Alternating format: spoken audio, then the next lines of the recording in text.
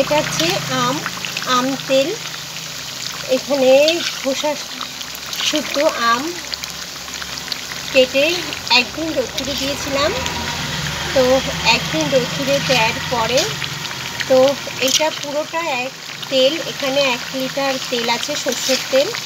এই সর্ষের তেলের মধ্যে সর্ষ, ধনে, জিরে, পাঁচফোড়ন, লঙ্কা সব রকম মশলা দিয়ে এই তেলটাকে গরম করেছি।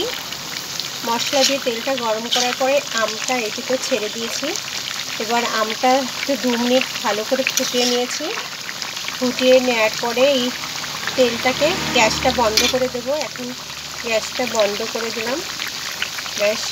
গ্যাসটা বন্ধ করে দেওয়া হয়ে গিয়েছে। এবার এইটা ঠান্ডা হোক, কড়াইয়ের ভিতরে ঠান্ডা হোক।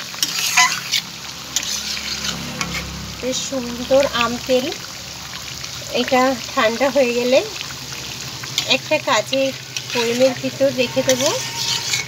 তো সারা বছর এই আম তেলটা ভালো থাকবে। অসাধারণ আম তেল হয়েছে। সারা বছর এই আম তেলটা সুন্দর থাকবে, এই আমটা সংরক্ষণ থাকবে।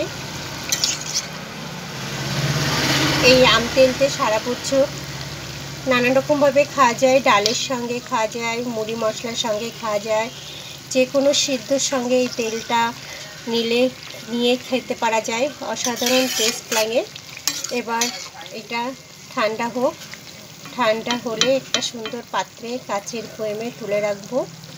এখন কাঁচা আম পাওয়া যাচ্ছে, তো আপনারাও এরকম 1 কিলো মতন আম কিনে এটাকে এরকম সুন্দর খোসা শুদ্ধ কেটে একদিন রোদ্দুরে দিতে হবে। একটা দিন রোদ্দুরে দেওয়ার পরে তারপরে ধনে, সর্ষে, গরম মশলা, পাঁচফোড়ন, লঙ্কা সব রকম মশলা পেস্ট করে মিক্সচার করে তেলতে ভালো করে ফ্রাই করে এই আমটা দিয়ে একটু ভালো করে 2-4 মিনিট ফুটিয়ে নিলে সুন্দর হয়ে যাবে আম তেল। এবং আম তেলটা এখন ঠান্ডা করতে দিয়েছি।